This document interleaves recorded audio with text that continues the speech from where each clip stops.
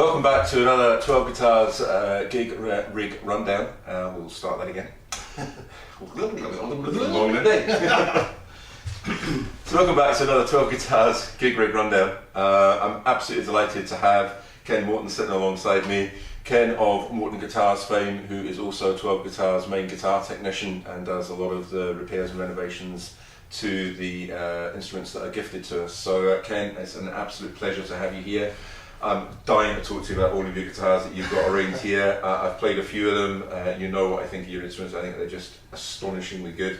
So I'm looking forward to that. But I guess on that note, let's start with the very guitar that you're holding just now, so which is a beautiful acoustic guitar. This, in fact, was my third guitar.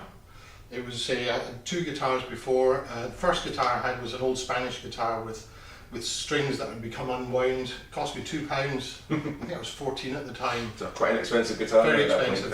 What had happened was I'd been to a friend's house and his sister had been playing on the record player, and I heard Cream for the first time, Sunshine of Your Love, and I was just absolutely mesmerised.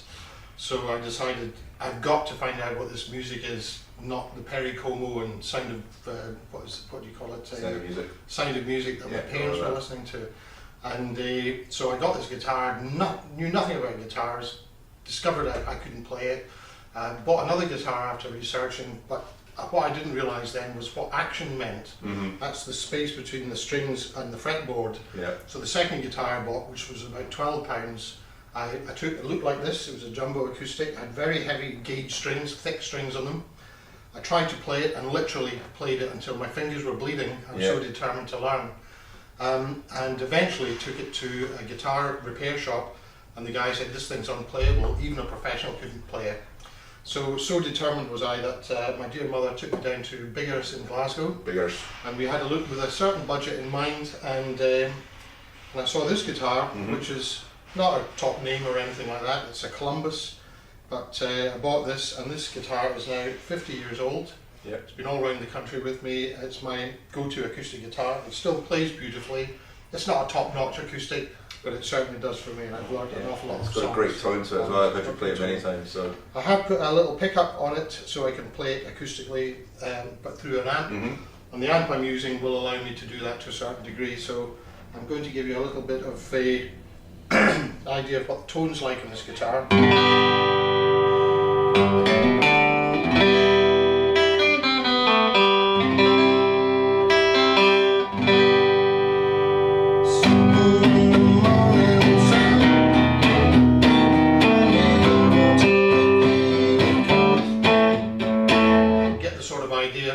But it's also good for finger picking.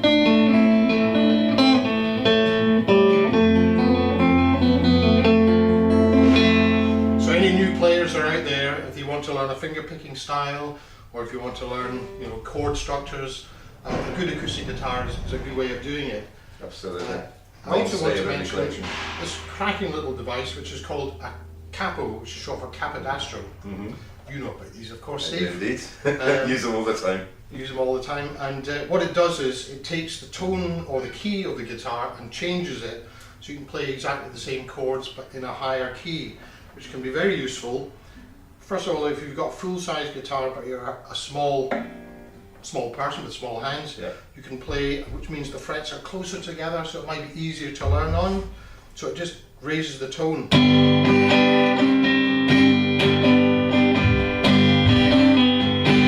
If I raise it again another 2 frets, you get the idea. This is now effectively playing the chord, as you know, of A. So it's a very useful device, and I urge any young players to get a capo. They're not expensive, but very, very useful for when you're learning. Cool. So can you give us a few tones, maybe, but just on its own without the amp? Yes, of course. I'll just turn that down. Turn it down. So I know, like clean, like just naturally, it's got a gorgeous tone to it. So. Yeah.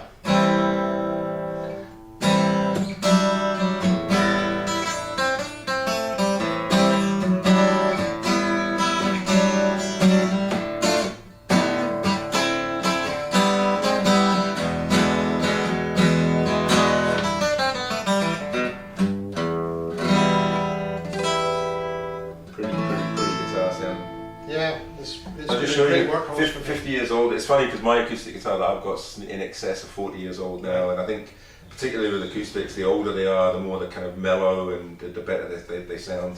And you tend to find that, don't you? An acoustic stays with you. Yeah, there's no hiding place with an acoustic. You know, you either play the chord right or you don't. Yeah. And good place to start. Yeah, and it's also a great place to start, even if you're writing electric music. So, let's get into your electric guitars. Right. Let's face it, that's really where I want to get to. Okay. Well, you've got a few of mine. I have a couple of yours. Several, in fact. So this is very possibly my favourite Morton guitar. Oh, thank you. Right, I'll talk you through this if I may. Yeah, absolutely. I've been playing guitar since the 70s, early 70s as well, and I've fixed and played a uprated, changed the pickups, set up guitars, many hundreds of guitars, Les Pauls, Fenders, all sorts of makes, Hofners and such likes as well.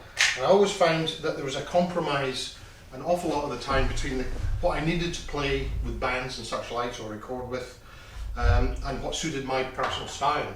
Because a Strat is a Strat, and they're great instruments, and a Les Paul is a Les Paul, and again, they seem to be at opposite poles of the sort of musical genre, but not always. You know, they do cross over. So I had many guitars, always looking for that one that was going to be my main go-to guitar. However, I found that I wasn't quite getting there, and one day, some years ago, I had the thought maybe I could design my own guitar and actually start building my own range of guitars. So I thought, well, what would I really want in my ideal guitar? Well, nothing holds onto your body and balances as well as a Stratocaster. Yeah. It's also got the cutaway for your rib cage or stomach cage.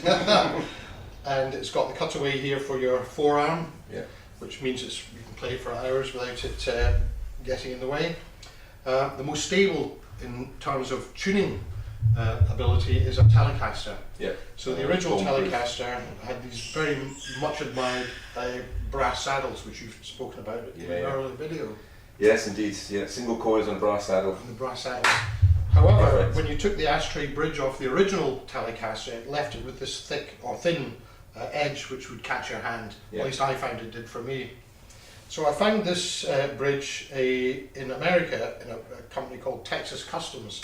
They're quite expensive. However, it's got more mass and it's got nice rounded edges. It feels great. That's one of the things that I've always liked about that guitar is it's very comfortable to play with your right hand. To play. So then, in so doing, with that style of the Telecaster, I had to custom design a Pickguard Telecaster at the top, Strat at the bottom, effectively. I also like the Telecaster layout of the control panel.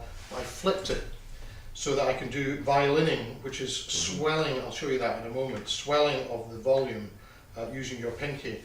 One of my favourite players, Rory Gallagher, used to do that. So my pickup choices were I wanted versatility. So it's a Stratocaster body, a Telecaster kind of a standard layout in terms of tuning stability. I love a P90, which is a Gibson pickup. P90 stands for part number 90 in their inventory list, by the way. So a P90, which is described as a single coil pickup, but on steroids. So they tend to be very punchy and very powerful.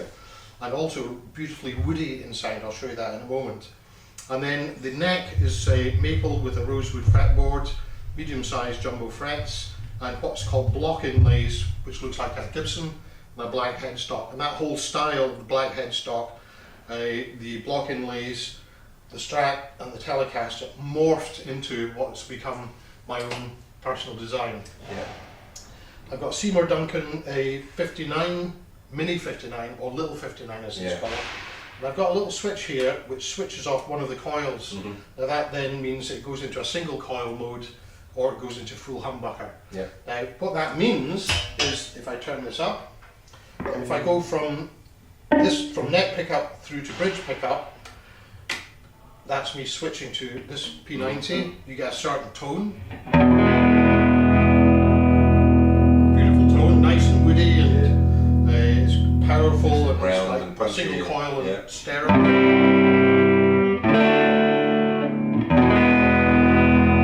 It's a great pickup for blues and that sort of thing. Now if I then go straight onto the bridge pickup, but with one coil, it sounds very bright like a Telecaster, as a Telecaster should.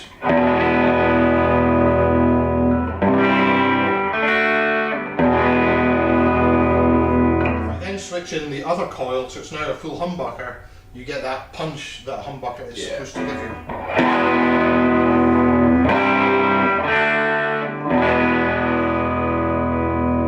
If I switch that coil off and put it in the middle, I've effectively got two single coils. And there's a famous thing called the Telecaster Quack, which is two single coils, middle position, which is what's called, they're actually wired in parallel, not series. That gives you the Telecaster Quack. I'll say that bit again. They're wired in parallel, not series, so it actually reduces some of the power output. You get a kind of quacky sound.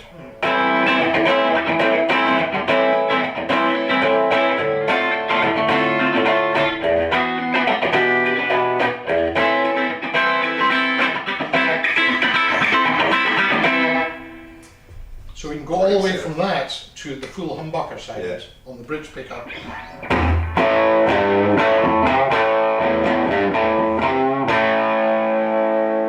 Now if I add on some overdrive, you'll get the idea of where we're going with this. So this starts to give you the power you need for rock songs.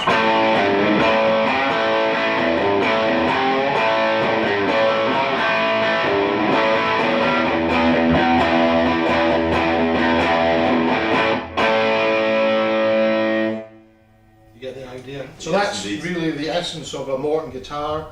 It fits well, it is stable in terms of tuning, it's very versatile in terms of the pickup choices and selections. It's made easy to do some of the skills that you develop. We talked about violining there. This is violining.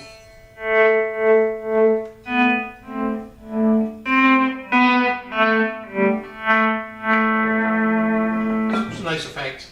As I say, Rory Gallagher used that a lot. So that is in essence the Morton guitar.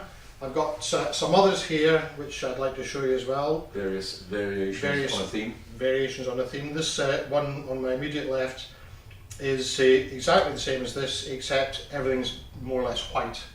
And it's got a maple neck as opposed to rosewood. And it's just a beautiful aesthetic guitar. On the control knobs I've got abalone pearl shell inlays, and also that's reflected in the dot inlays are also abalone pearl shell. Next to that I've got two guitars. Both of these have got bridges like a Stratocaster. This guitar is another Morton guitar, and it's the same neck as the previous ones with the block inlays. It's a different layout, as you can see. This is a classic standard Strat type of layout with one or two different modifications as well. As I would expect, Ken. As you can expect from me. So for example, I've got a tremolo on this.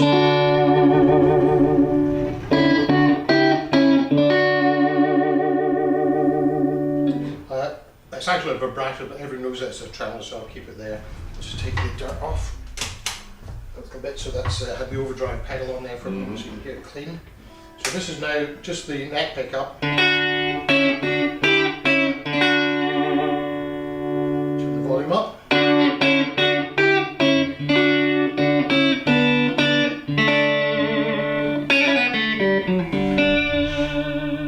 It's a lovely subtle effect.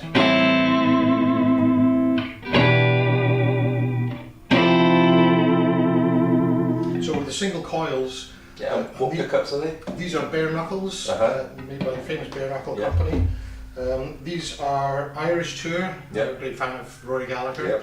And this is an emerald humbucker. Right. I put a zebra in because from a distance you can't tell that that's actually a humbucker. I know, that did actually catch me out when you unpacked it from its case. I was like that. Oh, I thought he had an HSS, which is humbucker single. Humbucker single. Yeah. It is actually a humbucker, but in effect one of the coils is kind of hidden with the black pickguard and such like. Yeah, it works really well. Now with a normal Strat you've got the volume control, and you've got a tone control for the neck pickup and a tone control for the middle pickup. Yeah. Some more modern Strats are now wiring in these two pickups, so they both work with the one, and I can do that if anyone's looking for modification. Yeah, I'll have a chat to you about that, I think. You're very welcome. Mates rates. Oh yeah. What I've done is I've taken this tone control, and it works the two single coils, but the humbucker's got its own separate, which is separate really handy. Which is very take handy. just some of the edge off it. Takes the... You can hear that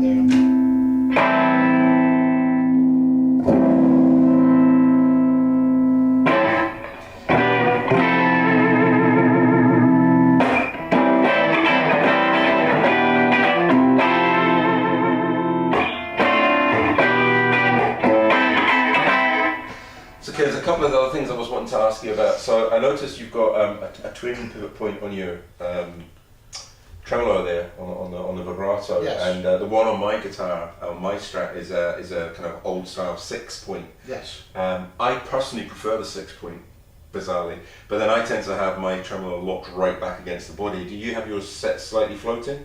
Yes, I do. It's a very good question, because there is this an awful lot of people want the vintage correct guitar, the one that was designed when it first came out, and I totally understand that. Yep. Because Leo Fender in particular and Gibson did get an awful lot right back in the 50s. However, one of the things they did was they put 6 screws in the bridge. Yep. It doesn't need 6.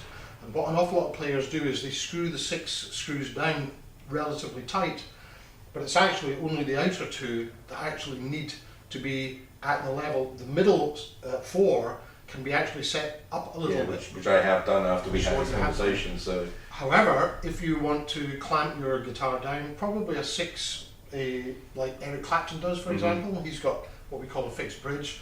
I happen to know that Simon Neil of Biffy Clyro has the same. He doesn't use a tremolo, and the bridge is fixed down.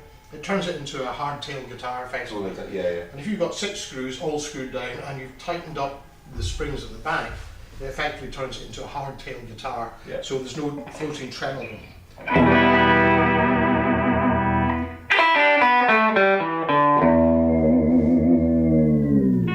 Brilliant.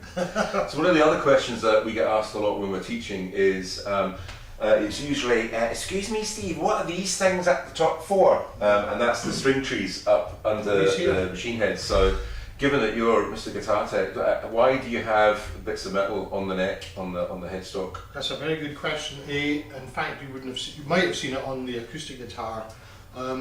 Guitars, when they were first made, the headstock would come off at an angle, which means that when the strings come across the nut, it's creating a certain tension, and it would stop sort of loose string buzz. Right, yeah. The disadvantages of that is that with the head at an angle, if or when the guitar falls, it's the sharp end of the guitar, the sharp end of the neck hits the deck first, and the neck can break. Yeah. So neck breaks of angle back guitars is relatively common. They're notoriously difficult to fix. They can be fixed. I've certainly fixed a few, some of them quite challenging. And they've gone on to become very stable indeed. The however is that you can strengthen it with what's called a scarf joint, but I won't go onto that. Yeah. But Leo Fender, when he was designing the guitars, he heard from musicians that said, well, when the frets wear out, I've got to throw the guitar away. So he said, well, why don't we make the neck replaceable? So he created a bolt-on version of the guitar, unlike most of the others where it's glued in. Yeah. Now it's a very stable joint, but the idea is that if the neck becomes unplayable, that's what you handle all the time, and the frets get worn out, you can choose to either refret put the new frets, these metal bars on it, or you can take the back off and put a new neck on it, clamp it on, you've effectively got a brand new neck. The string trees come in because what Leo said was that was the other thing he wanted to solve. How do I stop neck breaks? Well, if it's straight and flat, then it won't break, or it's far less likely to break. It also uses less wood, and there's less machining to be done there. The second thing is, how do we then get the string angle over the nut? And without the string trees, the strings themselves would be too shallow, and they would maybe vibrate a wee bit. They're not tight against the nut. Some people don't mind string trees, some would prefer not to have them. Some machine heads are designed so that you need only 1 or 2. It just depends on the guitar itself and how it's built. But personally, I think they're very stable. The ones I've got are made in such a way that it doesn't affect the tuning stability. So it goes back to tune extremely easily, and I'm very happy with the ones I use. Cool. So, can we please move on to your offset, because I'm fascinated by the mini humbucker that's sitting in the bridge there. I'll hang on to that for you, good man. Right. Yeah, I've always liked offset guitars, so I designed this one, which is offset means that it looks like a Stratocaster, but it looks like it's almost in italics in terms of the body shape. I always think it looks a bit melted. A bit melted, yes. Very popular with this was the third guitar that Leo Fender made, was the Jazzmaster and the Jaguar. And the Jaguar famously has a much shorter scale length, which means that the frets are closer together for smaller hands. But I do love the shape. The only thing is that the Fender models had a tremolo or vibrato system, which I personally don't get on so well with. Yeah, me too. So this one I wanted to put something like a Stratocaster one, which actually does have the 6 saddles on it. Excuse me. If you can see, Steve, you can see the 4 in the middle are raised higher than the 2 in the end. Yeah, no, as I say, I did that to my Strat after we first met and had the conversation about Stratocaster bridges, and it did make a lot of difference actually to tune stability, and also the ability just to have much greater control. Yeah, it's control that you're looking for, and you're looking for tones to make it all work for you. In this particular instance, I've gone for the same layout as the other guitars, the white one and the Sunburst one, which is a P90 in the neck, and it's a humbucker. It's a different style of humbucker, what we call a mini humbucker. Yeah. But I don't have a little switch on this one. Instead, the switch is built into the tone control, so if I pop the tone control out, it's now single coil. Excuse me. So if I go into the middle, position, which is both pickups on with single coil, I'll get that kind of quacky sound again.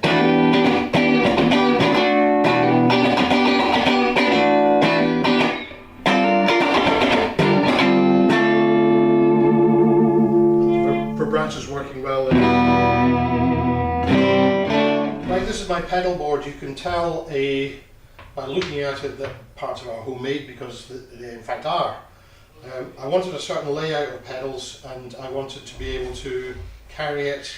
They also can be expensive, but I just wanted to show that with relatively low cost materials you can make something that's very suitable. At the heart of my pedal board I've got a thing called the Carl Martin Quattro, which is a very simple analog pedal. It's not a digital pedal, it's analog, but it does everything I need it to do, and it does it extremely well. I go for simplicity and tone more than anything else. So if I play a chord, let's say an A, I then hit the overdrive pedal, which is what you'd expect. So that's my sort of go-to bluesy kind of tone.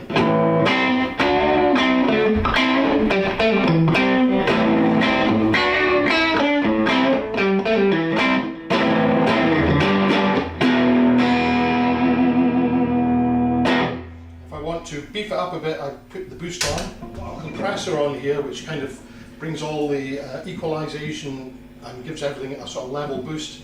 I've got it set so that the level's a wee bit higher. So what I use that for is for my solo boosting. Yes, that's your solo boost.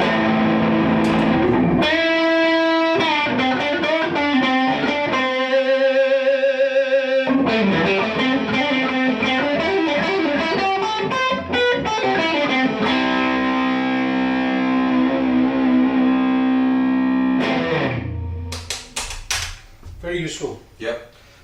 What I've got here is this is a tremolo. A tremolo is actually volume going up and down as opposed to a frequency shift. Yep. So tremolo, typically you'd use it for something like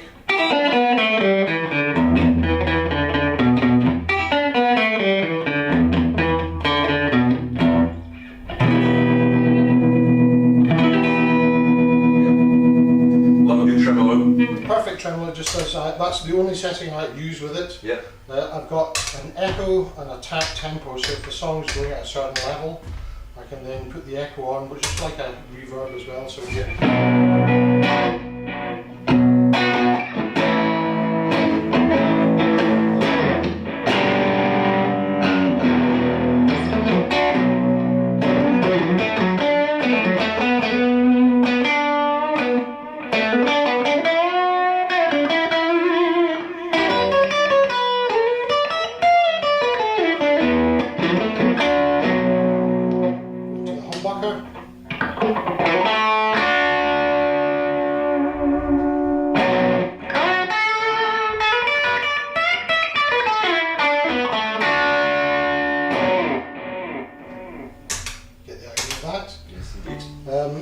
I've got this is a 12-string emulator.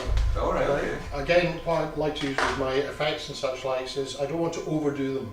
You know, so we've only got one song to use this with.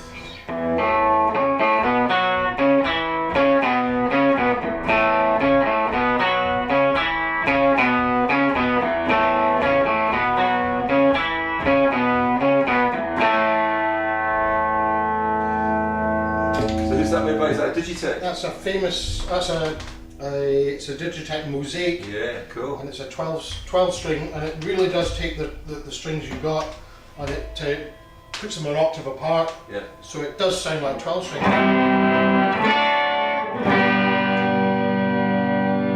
Particularly if I get the right pickup configuration.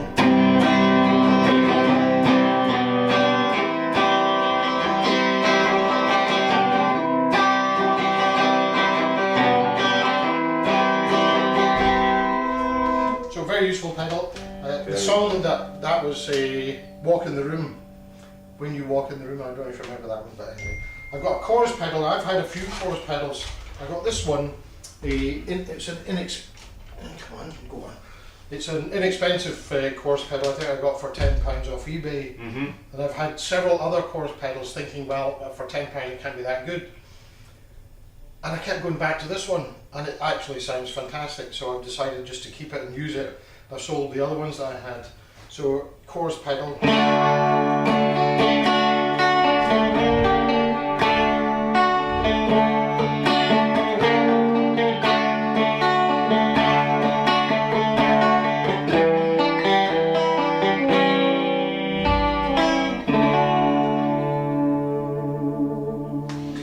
It's interesting, isn't it? Because as you go through these, you find that everybody uses slightly different things, and it's again about there's no right or wrong. No, it's just right what feels and sounds great to you. So and you know, that's a beautiful sound. It's a really nice chorus pedal, isn't it? Again, I've had expensive guitars. Some of the best guitars I've had have been actually entry-level cheap guitars. Yeah. It's very important that you get somebody to set it up properly so your fingers don't bleed. Yeah, Play absolutely. it properly, and that the fret ends aren't sharp. So I've, as you know, we've got guitars that have cost £100. If you put a little bit of work and effort into it, or get someone to do it for you, they can play extremely well and last you for an awful long time. Definitely. So it's well worth doing. Yeah. This is a vintage phase pedal, and I use this for we like to do a wee bit of funk in our band. So this is how we use that. Again, it's the middle position, the Telecaster Quack, and we use the vintage phase, and we use this for "I Want Your Love" by Chic. Yeah.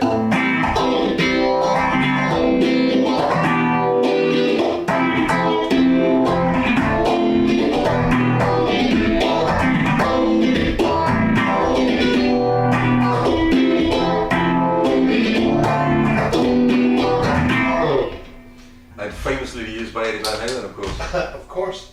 Yeah, for a completely different sound. I'll turn the treble up a little bit on my amp. I'll come back to the amp in a second.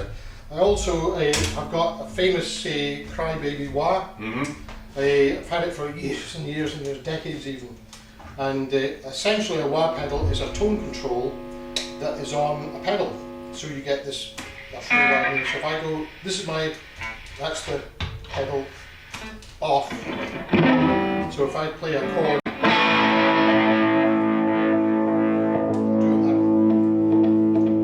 hear that wah effect? A wah pedal is much the same sort of thing. Some extra effects on it.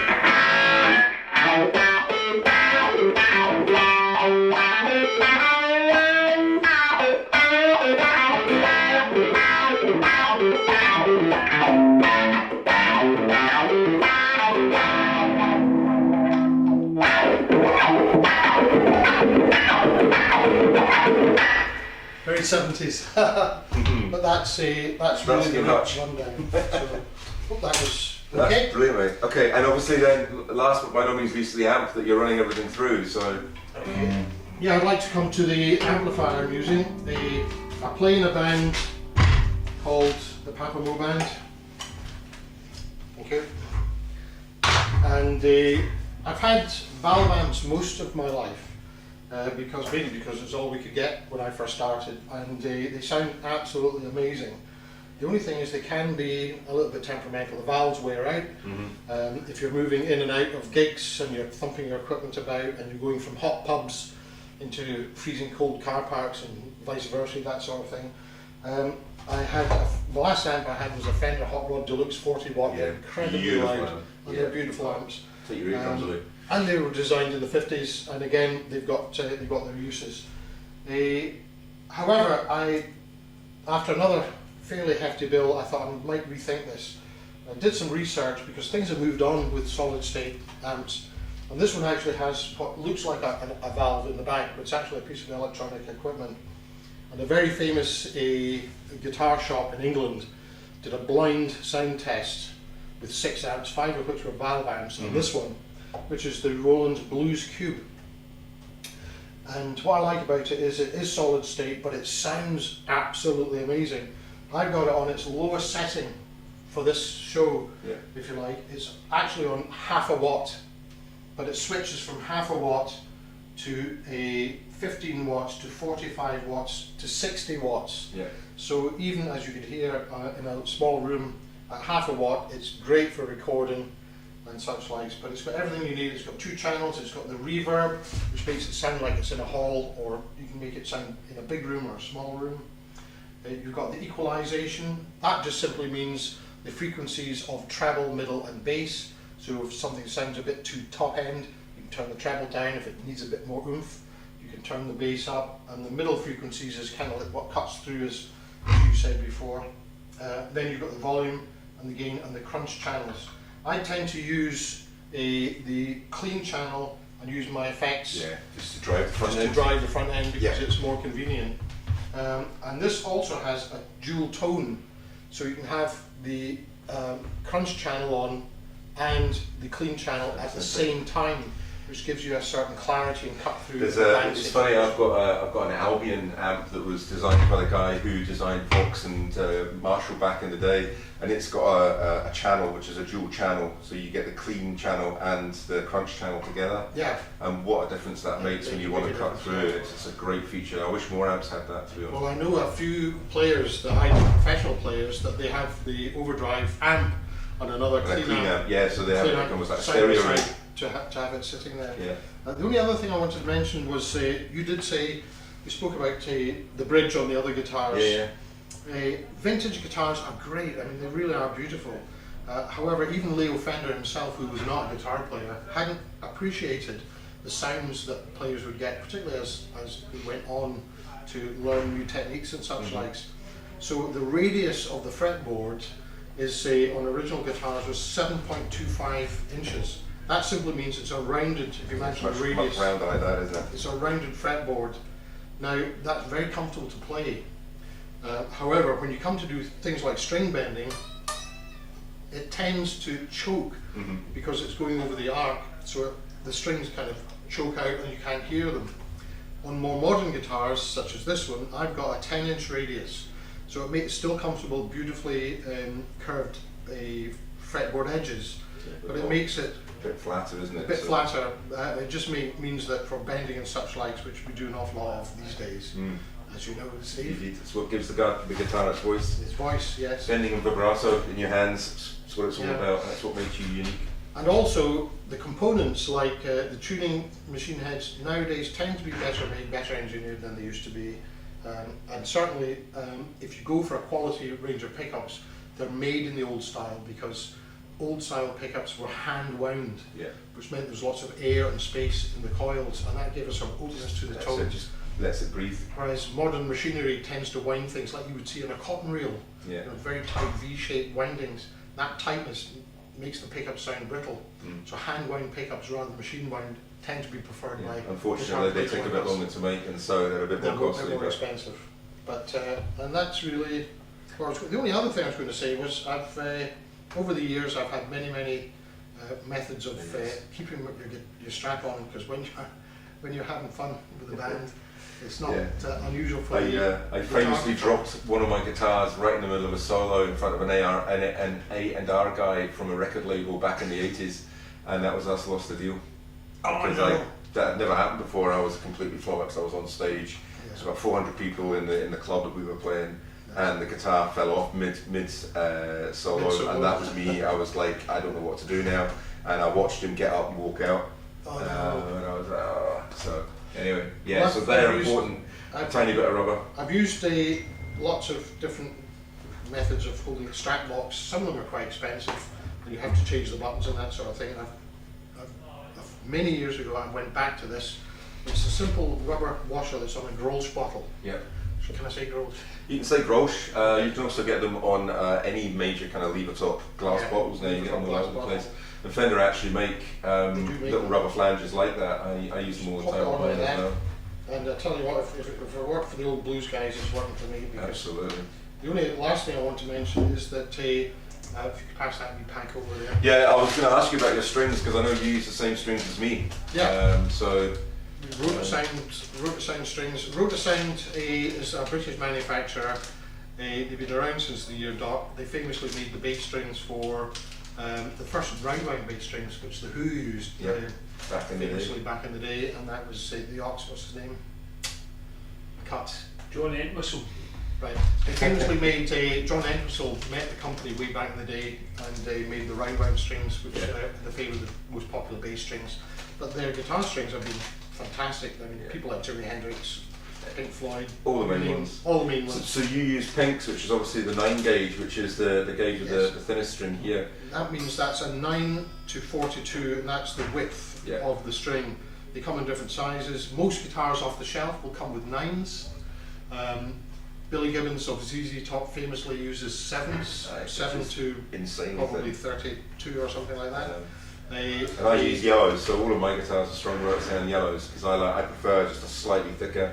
I like to fight my guitar a bit more when I'm playing and just feel a bit more resistance, particularly on a shorter scale like a Gibson, because it's got a shorter scale length. The strings can just be a little bit, to use a really good Scottish term, walloping. And so if you use a slightly thicker string, it makes it less kind of slinky feeling and a little bit more resistance when you're playing. And that's my new rig out, and thank you very much for having me. Not at all, it's been an absolute pleasure as always, and I'm sure we'll be chatting again more about some of the more technical stuff as we bring you in to start talking about some of the areas of guitar setup and maintenance. Do you know what I'm looking forward to most? What? It's getting out there and seeing the youngsters hold these guitars. And we're teaching them, Steve, and they're grasping it, and it's the next generation, and they're getting it, and they're getting so much positivity. Yeah, I mean, we've been really lucky that a couple of the guys that we've had today, Ross and Liam, I mean, Ross is just outstanding, outstanding. So it's a pleasure to be working with him. Anyway, mate, good to see you. I'll shake your hand, but we're not allowed to. Okay, thank you very much. Alright guys, take care and watch out for more Rig Rundown soon. Bye.